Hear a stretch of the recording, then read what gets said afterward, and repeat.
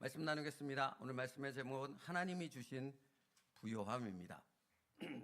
요한복음 우리가 살펴봤던 앞장 부분에서 예수님께서는 자신을 선한 목자라고 하셨습니다. 그리고 선한 목자이신 예수님을 통해 양들은 풍성한 꼴을 얻게 된다고 말씀하셨습니다.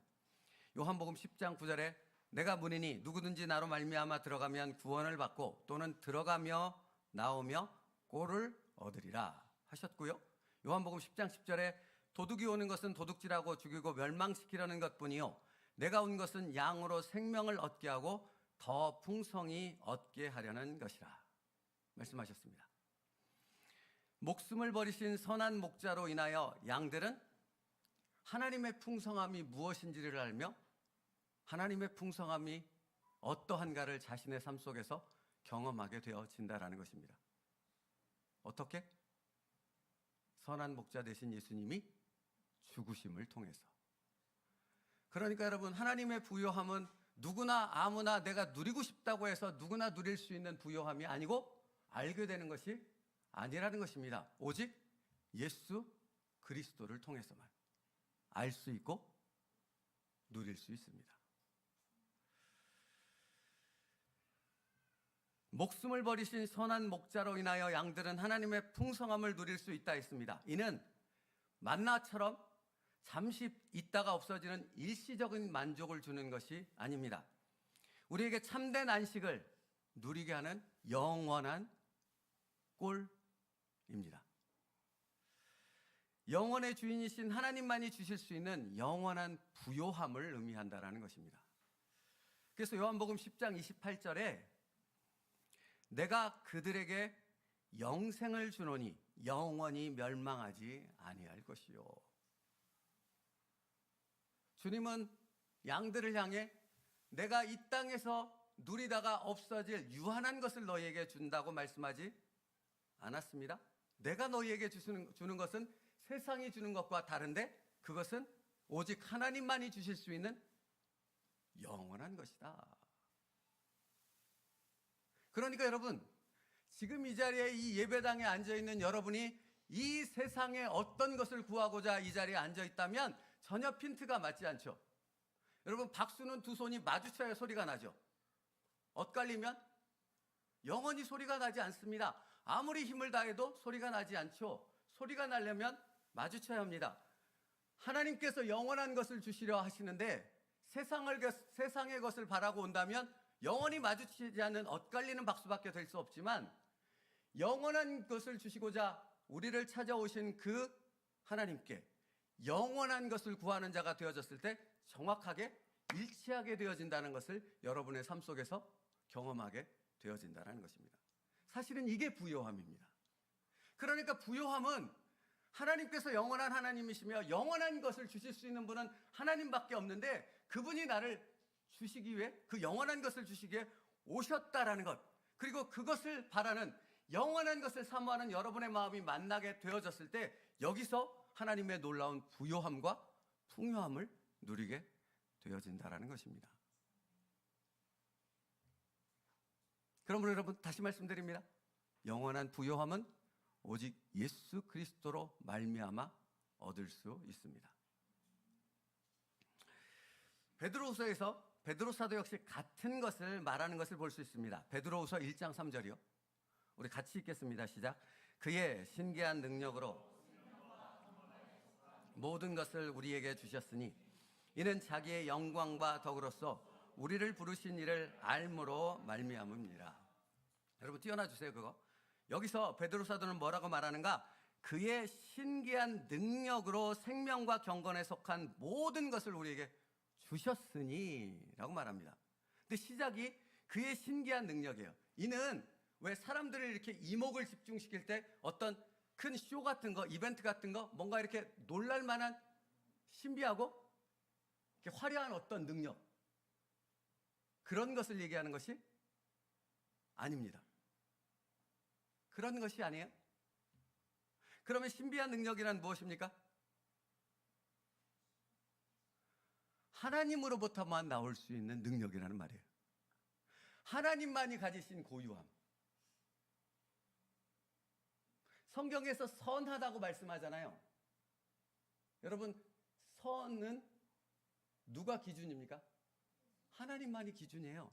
여러분, 사랑이라고 말하잖아요. 사랑의 기준을 나 자신으로 가면 그 사랑은 다른 사람을 망치는 사랑이 됩니다. 나도 망치고 다른 사람도 망치는 사랑. 근데 그 사랑의 기준을 누구에게로 갖고 가요? 하나님께로 가져가면 그 사랑은 참된 사랑, 영원한 사랑, 다른 사람을 살리는 사랑이 되어지는 것이죠. 이처럼 하나님에게서만 나올 수 있는 능력을 그 신기한 능력이라고 베드로 사도는 말하고 있는 것입니다. 그러니까 하나님은 우리를 향해 거룩하라고 말씀하시잖아요. 하나님의 신성하고 거룩한 능력을 의미하는 것입니다. 그러므로 여러분, 단순한 능력이 아니라 이 신기한 능력은 하나님의 하나님 되심을 알게 하는 능력인 것이죠. 이걸 성경의 표현으로 쓰자면 I am that I am. 무슨 말인지 기억하십니까? 하나님이 애굽에 가서 너를 보낸 사람이 누구야? 너를 보낸 신이 누구야? 내가 뭐라고 답합니까? 하나님 도대체 뭐라고 그들에게 대답을 하면 되겠습니까? 그랬더니 하나님이 모세에게 나는 스스로 있는 자다. 다른 부연 설명이 필요치 않아. 다른 어떠한 것을 보여줄 필요 없어. 너를 보내시는 분은 나는 스스로 있는 자, 전능하신 하나님이야. 거기서 하나님은 당신을 그렇게 소개하시거든요. 여러분, 하나님의 신기한 능력, 그것이 무엇입니까? 스스로 있는 자만이 주실 수 있는 그 능력이라는 것입니다. 그래서 요한복음에서 여러분, 그러니까 예수님은 이 땅에 오셔서 끊임없이 회개하라 천국이 가까웠느니라 라는 말씀을 하시면서 자신이 누구신가를 밝히세요. 왜 자신이 누구신가를 밝히시는 줄 아십니까? 나만 줄 수 있는 거야 라고 말하고 있는 겁니다. 다시 말하면 내가 누구인지 아니? 내가 바로 하나님이야. 내가 하나님인데 하나님만이 주실 수 있는 그 전능하심 가운데서 너에게 줄 수 있는 하나님의 영원함과 부요함을 줄 수 있단다 라고 말하고 있는 거거든요. 그래서 요한복음은 이 부분을 특히 강조해요. 그래서 여러분 혹시 들어보셨는데 에고 에임이라는 표현을 써요. 그게 무슨 말이냐면 나는 무엇이다 라는 표현이에요. 그래서 나는 뭐다라는 표현을 요한복음은 특별히 7번에 걸쳐서 강조해서 표현해요. 전에도 한번 읽어드린 적이 있는데 첫 번째, 나는 생명의 떡이다 라고 하세요. 두 번째로, 나는 세상의 빛이다. 여러분 7가지 말씀드릴 때 잘 기억하면서 들으세요. 그 7가지 표현 속에 나오는 나는 무엇이다라는 그 표현은 나는 누구다라는 거예요? 하나님이다라는 표현이에요. 그러니까 그것을 명확히 이해하면서 들으면 왜 이렇게 말씀하시는가 하는 예수님의 말씀의 의미를 정확하게 이해할 수 있어요. 생명의 떡이다, 나는 세상의 빛이다 하신 후에 나는 문이다.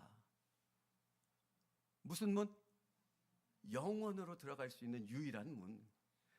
네 번째로, 나는 선한 목자이다.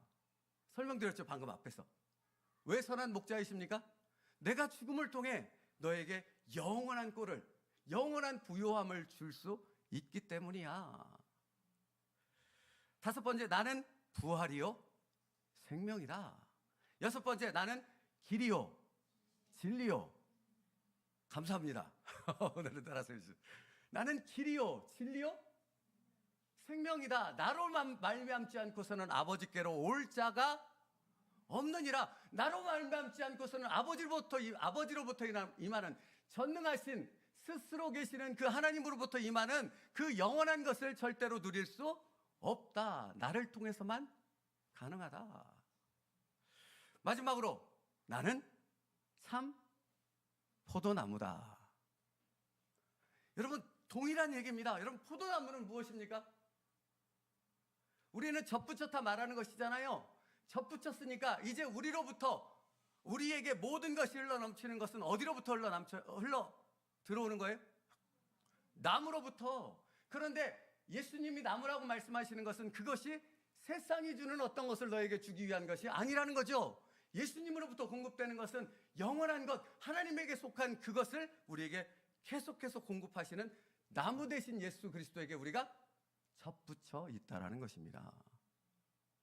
전혀 다른 것이죠. 그러니까 여러분, 새벽에도 제가 여기서 그냥 피 터져라고 했었는데 전혀 다른 것입니다. 전혀 다른 것. 전혀 다른 예수 그리스도께서 오심과 전혀 다른 것을 우리에게 주신 그분이 누구신가를 우리가 알게 되어졌을 때 우리의 시선, 우리의 관점이 바뀌게 되어지면서 똑같은 삶을 살아가는데 그 똑같은 삶을 바라보는 나의 생각과 마음, 판단이 전혀 다르게 바뀌어지는 거예요.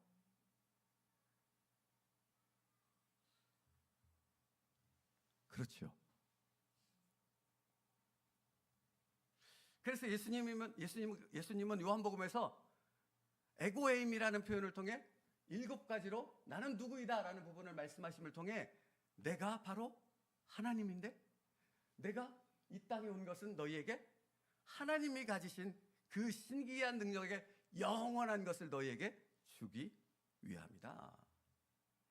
그것을 끊임없이 밝히고 있는 것입니다. 그러니까 여러분, 이 예배에 참여하면서 여러분의 시선과 여러분의 마음이 여전히 세상 것을 향하고 있다면 아무것도 얻지 못하는 아무런 은혜가 없는 예배가 될 수밖에 없으나 여러분이 이 예배를 통해서 예수 그리스도로 말미암은 영원한 것을 나에게 주십시오라는 그 사모하는 마음으로 참여한다면 여호와는 나의 목자시니 내게 부족함이 없으리로다 고백하게 된다라는 것입니다.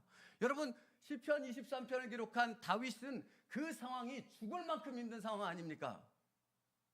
도저히 인간으로서는 살 수 없는 그런 상태 가운데 있을 때 다윗은 하나님 앞에 그렇게 고백하는 것 아닙니까? 여호와는 나의 목자시니 내게 부족함이 없으리로다. 내가 사망의 음침한 골짜기를 다닐지라도 해를 두려워하지 않을 것은 상황이 바뀐 겁니까? 사람이 바뀐 겁니까?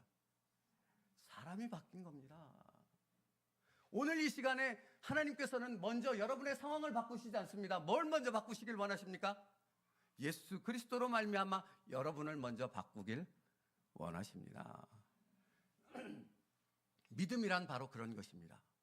내가 먼저 바뀜을 통해 믿음의 놀라운 그 세계를, 하나님의 놀라운 풍요로움을 누릴 수 있는 자가 되어질 수 있는 것이거든요.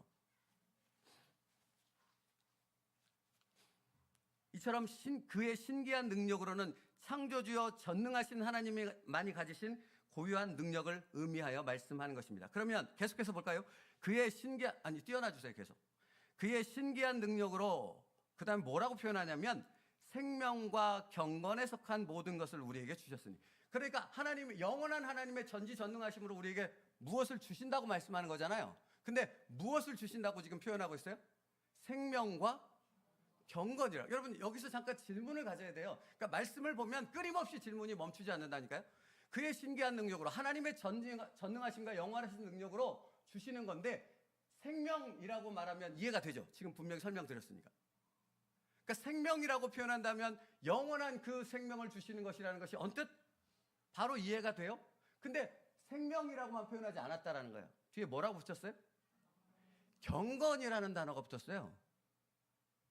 뭐지? 해야 됩니다, 여러분. 하나님을 아시려면. 뭘까요? 숙제를 내드릴까요?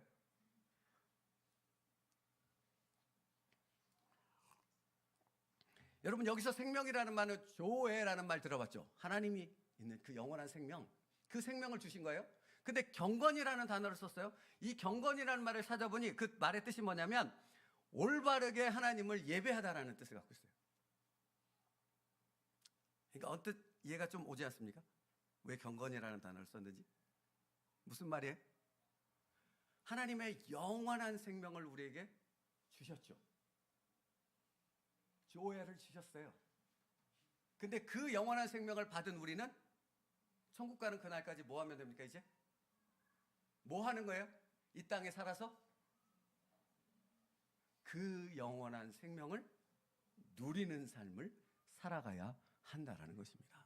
그러니까 예배가 무엇이에요? 여기 이렇게 와서 찬송가 부르고 성경책 하고 교동문 읽고 이게 예배가 아니라 영원하신 하나님의 받은 그 영원한 하나님으로부터 받을 수 있는 그 영원한 그 복, 부요함을 이 땅에서 삶에서 누려가는 것, 그것이 바로 하나님께 드려지는 예배라는 것입니다. 그러니까 예배의 바른 의미는 내가 가진 어떤 것을 하나님 앞에 드리는 것이 아니라 하나님이 내게 주신 그것을 하나님 앞에 다시 올려드리는 것, 그게 바로 하나님이 가장 기뻐 받으시는 예배가 되어지는 것이지요. 그러니까 여러분, 내 것을 가지고 나오지 마십시오. 하나님이 주신 것을 가지고 나오십시오. 하나님이 기뻐 받으시는 그것을, 그 감사와 그 풍요로움을 누리는 그 기쁨의 마음을 가지고 나오시라고. 그러니까 이 말이 되는 거 아십니까? 그러니까 이 말이 정말 너무나도 정확한 말이에요. 여러분의 삶이 고단합니까? 문제로 가득합니까? 어떻게 해야 되는데 어떻게 해야 될 능력이 나한테 없으십니까? 그때 누구를 바라보는 거예요? 예수 그리스도를 바라보는 것입니다. 그 자체가 우리의 삶의 예배가 되는 것입니다. 그게 경건이에요. 그게 누림이라고 해요. 그게 부요함이라고요. 여러분, 상황이 좋아서 기뻐하는 것은 세상에 믿지 않는 사람들도 다 아는 것이라고요. 그러나 내 뜻대로 되어지지 않으나 여호와는 나의 목자시니 내게 부족함이 없으리로다. 내가 사망의 음침한 골짜기를 다닐지라도 해를 두려워하지 않을 것은 주께서 나와 함께 하심이라. 이건 하나님으로부터 공급되는 것을 받는 자만이 이렇게 고백할 수 있는 것입니다. 당신이 예수 그리스도를 믿는, 예수 그리스도로부터 영원한 것을 받은 사람이라면 그 영원함을 누리는 매일매일의 삶이 되어지길 주 예수 그리스도의 이름으로 축복합니다. 이건 믿음으로만 가능한 거죠. 그러니까 보여주십시오, 하나님. 그럼 내가 그렇게 살 테니까. 천만에요. 여러분, 기적을 경험하면, 그러면 기적을 경험한 사람은 모두가 믿음이 최상에 이르러야 하지 않겠습니까? 그렇던가요? 그렇지 않더라고요. 기적이라는 것은 자기가 할 수 없는 어떤 일을 신비한 능력으로 경험한 것 아닙니까? 그러면 그 사람의 믿음이 엄청나서 날마다 천국의 부요함을 경험하며 살아갑니까? 그렇지 않아요. 알죠? 여러분도 알고 저도 알지 않습니까? 어떤 사람이 하나님의 부요함 가운데 살아가요? 믿음 안에 있는 사람이요. 예수 그리스도를 정말로 신뢰하는 사람이요. 그 사람만이 하나님의 부요함을 누리는 이 땅에서의 삶을 살아갈 수 있는 것입니다. 그러니까 여러분, 하나님의 부요함은 어디서부터 시작하는 줄 아세요? 암에서부터 시작돼요. 암. 무지함에서 시작되지 않는다고요. 오늘 본문 말씀에 보면 유대인들이 예수님을 향해 신성모독하였다고 죽이려 하지 않습니까? 왜 그래요? 무지함 속에 자기의 틀 안에, 자기의 세계 안에 갇혀 있으면 아무것도, 아무런 은혜도 누려지지 않는 것이에요. 그러나 하나님을 알면, 말씀을 알면 그 놀라운 풍요함 속으로 들어가게 되어지는 여러분이 되어질 줄로 믿습니다. 그러니까 경건이란 무엇을 의미합니까? 이 땅에서의 하나님의 영원하심을 누린다라는 의미를 갖고 있는 거예요. 그러니까 당연히 맞죠. 예수님께서 우리에게 무엇을 주셨어요? 그 신기한 능력으로 영생과 누림의 은혜를 주신 것입니다. 그래서 우리 교회 이름이 그거 아닙니까? 세움 누리입니다. 세우고 영생의 은혜를 덧입어서 세워지고 그 은혜를 누리는 그 삶을 일평생 살아가는 교회라는 것입니다. 여러분, 그래서 이런 말을 하는 겁니다. 이게 되게 많이 설교 때 반복되는 말인데, 하나님께서는 절대로 우리에게 세팅된 보석을 주시지 않아요. 완벽하게 갖추어진. 그래서 왜 반지 이따만한 다이아몬드 끼고 다니는 연예인들 있잖아요. 그것처럼 이렇게 딱 끼면 바로 반짝반짝이며 사람들의 어떤 이렇게 부러움을 사는 그런 세팅된 보석을 하나님은 주시지 않습니다. 뭘 주세요? 원석을 주세요. 원석은 빛나요? 가치가 있어 보여요? 전문가가 아니라면 모르죠. 원석을 주세요. 근데 이건 뭐예요? 보석이에요. 보배예요. 근데 이 원석은 어떻게 해야지 가치가 있어지는 겁니까? 갈고 닦고 다듬어야 되는 거죠. 뭐 해야 되는 거예요? 그러니까 우리에게 주신 그 영원한 원석을 우리는 받았어요. 그럼 그걸 우리는 어떻게 해야 됩니까? 끊임없이 갈고 닦는 하나님 앞에서의 경건의 삶, 그 누림의 삶, 그것을 끊임없이 말씀으로 가르쳐줘서 알므로 인도하시는 그 성령 하나님의 인도하심 앞에 나를 의탁하는 그 삶을 계속하게 되어졌을 때 우리는 영원한 부요함 속으로 들어가는 놀라운 하나님의 복의 세계로 들어가게 된다라는 것입니다. 당신이 그런 축복의 사람 되기를 주님의 이름으로 축복합니다. 그러니까 여러분 가만히 있으면 안 되는 거예요. 정말 바른 신앙을 가지고 있다면 가만히 있을 수 없는 거예요. 끊임없이 부딪히는 거예요. 그 부딪힘이 단순한 어떤 잘 살고자 성공하고자 하는 부딪힘이 아니라 내게 있는 그 원석, 질그릇 안에 보배를 가진 그 예수 그리스도를 알고자 하는 그 끊임없는 몸부림이 여러분 안에 하나님의 부요함과 풍성함을 누리게 만드는 은혜로 연결되어 있다고요. 그러니까 여러분, 여러분의 삶 가운데 끊임없이 부딪히는 거예요. 끊임없이 두드리신다니까요. 그죠?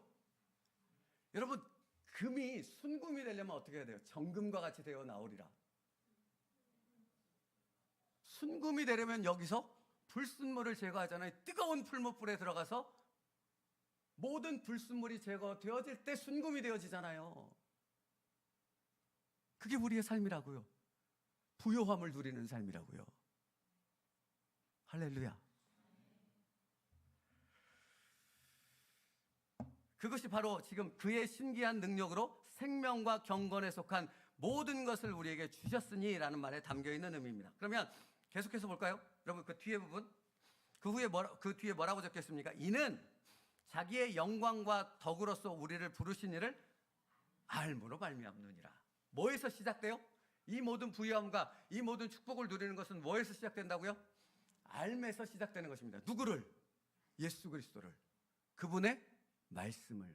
그것을 알면서 시작된다고요. 그러니까 여러분, 다시 정말 제가 그냥 침을 팍팍 튀기면서 얘기하고 싶은데, 여러분 맞지 않습니까?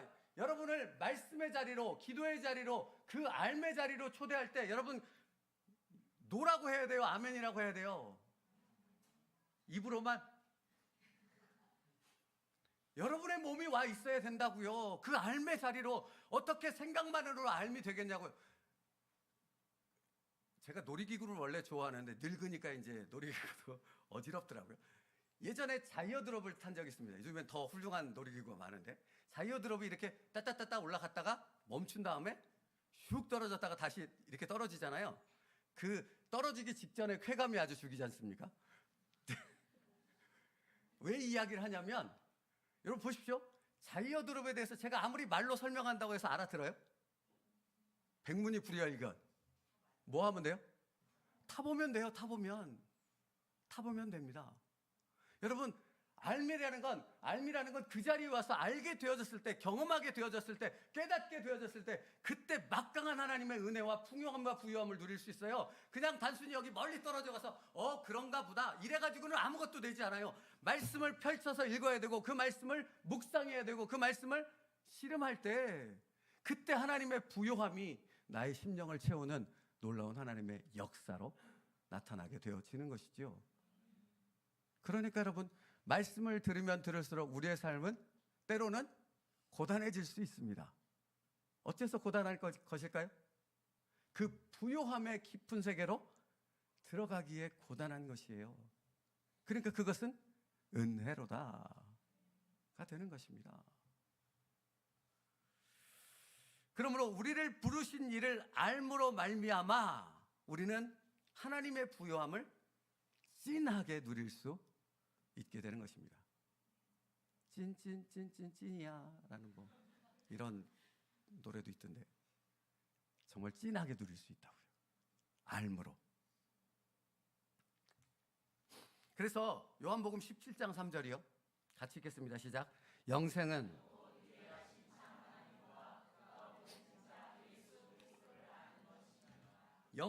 유일하신 참 하나님과 유일하신 분이라고요. 그가 보내신 자 예수 그리스도를 아는 것이라는 겁니다. 그러니까 여러분, 하나님께서 우리의 삶을 인도하시잖아요. 사랑하는 성도 여러분, 하나님께서 우리의 삶을 인도하시잖아요. 인도하심의 목적이 어디 있겠습니까? 성공하라고? 부자 되라고? 건강하고 잘 먹고 잘 살라고? 아니라고요. 인도하심의 목적이 어디 있다고요? 오늘이라는 여러분의 삶을 어제도 오늘도 내일도 인도하시는 그 하나님의 인도하심의 목적이 어디 있어요? 유일하신 참 하나님과 그가 보내신 자 예수 그리스도를 아는 것에 그 목적이 있다고요. 여러분, 그러면 이 목적을 분명히 우리가 알게 될 때 어떤 일이 일어나요? 이게 일어난다고요. 이게 일어난다고. 우리 한번 박수를 한번 쳐보겠습니다. 한 번만 시작. 3번 쳐보겠습니다. 시작. 저도 레크레이션을 많이 인도해봐서 여러분, 이게 일어난다고요. 이게 영적인 이 박수의 놀라운 은혜가 여러분의 삶을 어디로 인도하신다고요? 알매 세계로 인도하신답니다. 그러면 여러분이 이것을 정확히 인식한다면 여러분의 삶 가운데 하나님, 어떤 하나님을 알게 하시려 하십니까? 라는 질문을 하나님께 던지면 정확히 그 상황 가운데서 무엇을 어떻게 이끌어 가시는 그 하나님의 모습이 조금씩 더 보여지고 느껴지기 시작하는 것입니다.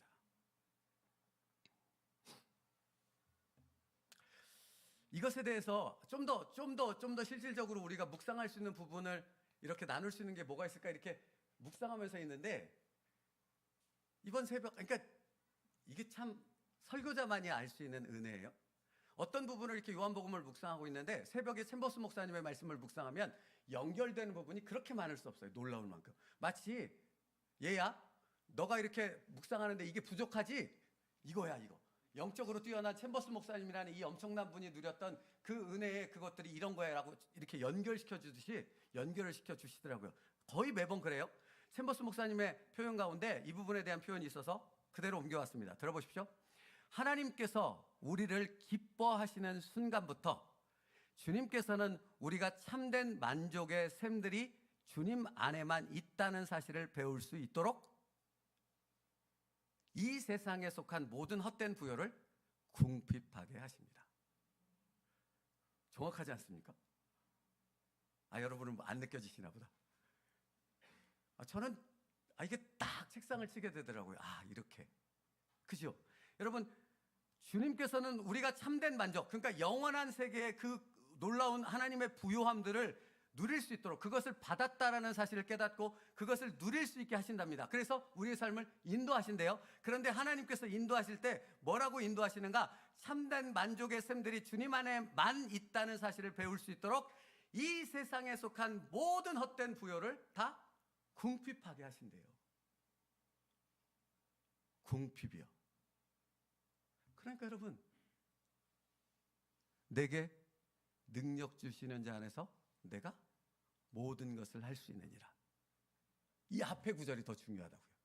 내가 부요함과 궁핍함과 어려움과 기쁨을 다 경험했노라. 내가 주 안에서 그 모든 것을 알았노라. 그러므로 내게 능력 주시는 자 안에서 내가 모든 것을 할 수 있느니라가 되는 것입니다. 그래서 챔버스 목사님이 또 이렇게 표현해요. 전능하신 하나님의 모든 것이 주 예수님 안에서 우리의 것입니다. 우리가 주님께 순종하면 주님은 바다의 모든 마지막 모래알과 가장 먼 별까지 사용하셔서 우리를 축복하실 것입니다. 이거예요, 이거. 주님 앞에 그 영원한 세계에 주님과 함께 그것을 맞추게 되어지면 저 바다 끝에 우리가 보지 못하는 저 은하계의 별까지도 주님은 동원하셔서 우리를 돕도록 그것을 사용하실 것입니다. 아멘. 우리의 삶 속에서 이 무한한 하나님의 영원하심의 부요함을 누릴 수 있는 자 되기를 축복합니다. 그래서 이렇게 말한 다음에 당연히 이대로 안 끝나요. 챔버스 목사님. 그럴 리가 없죠. 그 뒤에 딱 한 절이 붙습니다. 아주 그냥 이렇게 뭔가를 꽝 때리는 그 한 문장이 붙어요. 뭐라고 표현하냐면 그 다음에 상황이 어렵다고 하더라도 무슨 문제가 됩니까? 왜 난관이 없어야만 합니까? 이렇게 반문해요. 맞죠? 진정 믿음의 세계, 진정 영원하신 하나님의 부요함이 뭔가를 안다면 상황이 어렵다는데 그게 무슨 문제이며 어째서 하나님께서 여러분을 난관과 어려움의 세계로 인도하시지 않겠느냐? 그것이 은혜로다 어찌 고백하는 자가 되지 않겠느냐? 라고 말하는 것입니다. 그래서 요즘엔 설교 시간이 계속 부족한데 여러분 보세요. 그래서 챔버스 목사님이 우리가 그 영원한 하나님의 부요함을 누리기 위해 훈련하며 만들어가야 될 가장 우선적인 습관이 하나 있다고 말해요. 가장 우선적인 습관, 그게 뭔지를 읽어드릴게요. 가장 먼저 길러야 할 습관은 하나님께서 우리를 위해 다 준비해 두셨음을 깨닫는 습관입니다. 여러분 이 말을 잘 기억해야 돼요. 하나님께서 우리를 위해 다 준비해 두셨음을 깨닫는 습관이요. 그게 무슨 말이에요? 우리의 일상의 삶 가운데서 날마다 그 하나님의 부요함을 묵상하며 예수 그리스도로 말미암아 그 부요함이 무엇인가를 늘 깨달을 수 있도록 하나님 앞에 온전히 의탁하는 그 믿음의 순종이 우리에게 필요하다는 것입니다. 내가 주는 평안은 세상이 주는 것과 같지 않다. 예수 그리스도 안에 있을 때만 그 평강을 누릴 수 있답니다. 여러분 그래서 이렇게 말씀하시는 거 아니에요? 마태복음 6장 26절에 산상수훈 가운데 말씀하시죠. 같이 읽겠습니다. 시작.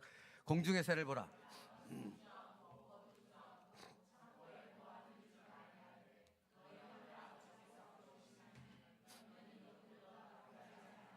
여러분 보세요. 너희 하늘 아버지께서 기르시나니 누구를?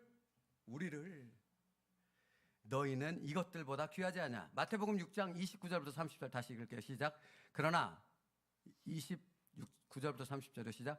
그러나 내가 너희에게 말하노니 솔로몬의 모든 영광으로도 입은 것이 이 꽃 하나만 갖지 못하였느니라. 오늘 있다가 내일 아궁이에 던져지는 들풀도 하나님이 이렇게 입히시거든 하물며 너희일까 보냐. 사랑하는 성도 여러분, 그러니까 여러분의 삶 가운데 이 말씀을 기억하십시오. 그리고 이 풍성하신 하나님, 이 부요하신 하나님 안에서 살아가는 영원을 가진 자의 삶을 살아가는 저와 여러분 될 수 있기를 축복합니다.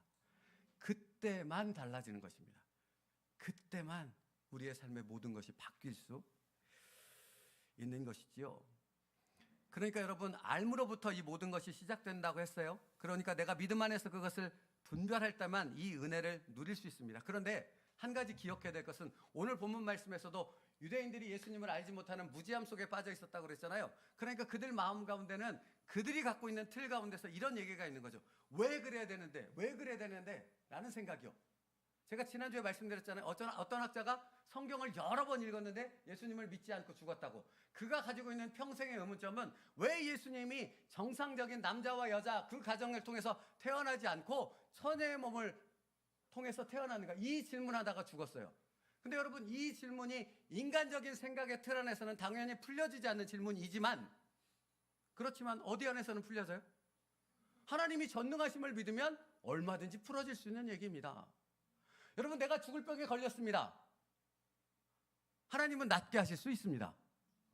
나는 안 되지만, 의사는 안 되지만, 현대과학은 안 되지만 전능하신 하나님은 충분히 가능하고도 남는 거죠. 영적인 모든 질병들도, 정신세계의 모든 것들도 하나님은 치료하실 전능하신 하나님이신 줄 믿습니다. 그러므로 여러분 이해할 수 없는 바로 그 상황 속에서, 당신의 힘으로 아무것도 할 수 없다고 생각되는 그 상황 속에서 우리는 예수 그리스도로 말미암아 영원한 부요함을 누릴 수 있는 것이죠.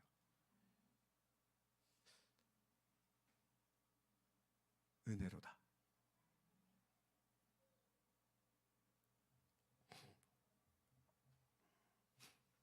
베드로후서 1장 4절 띄워줘 보세요. 그래서 이 영원한 것을 누리는 자들을 향하여 신의 성품에 참여한 자라고 베드로가 표현해요.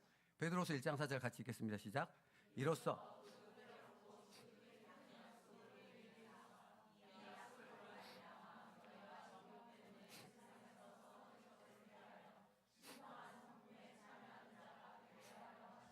뛰어나 보세요. 그러니까 뭐라고 합니까? 그 보배롭고 지극히 큰 약속을 우리에게 주사, 이 약속으로 말미암아입니다.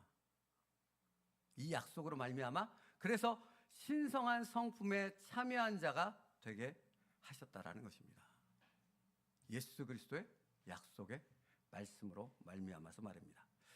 그러므로 여러분 오늘 본문 말씀에 유대인들이 자신들의 영적 무지함에 갇혀서 예수님의 말씀을 깨닫지 못하고 그분을 거부했던 것은 그들이 이 믿음의 세계로 초청하시는 예수님을 거부하게 되니까 아무것도 알지 못하는 영적 부요함이 바로 이 코앞에 있음에도 불구하고 그것을 누리지 못하는 자들이 되어졌다면, 지금 우리에게 말씀하시는 그 예수님의 말씀을, 오늘 이 말씀을 붙잡고 우리의 마음을 열고 주님 앞에 나아갈 때 영적 부요함 속에 거하는 저와 여러분이 되어줄 줄 믿습니다.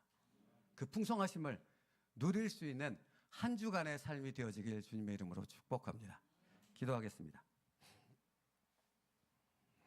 살아계신 하나님, 감사합니다. 하나님께서 우리를 오늘 이곳에 부르신 것은 하나님의 부요함의 놀라운 은혜의 세계를 알게 하시고 그 세계 가운데 살아가는 그 풍성함을 누리게 하심인 줄 믿사오니, 아버지 하나님, 알물 통한 예수 그리스도를 알물 통한 그 부요함 속으로 들어가는 믿음의 사람들 될 수 있게 하여 주시옵소서. 하나님의 그 놀라운 은혜가 글자 속에 갇혀있는 어떤 다른 사람의 간증 속에 갇혀있는 은혜가 아니라 바로 내 삶에 예수 그리스도로 말미암아 임한 하나님의 부요함임을 깨닫게 하시고 그 부요함과 풍성함을 날마다 누림으로 인해 예배하는 자가 되어지는 하나님의 예배자들 되게 하여 주시옵소서. 예수님의 이름으로 기도 올려옵나이다. 아멘. 우리 찬양하겠습니다.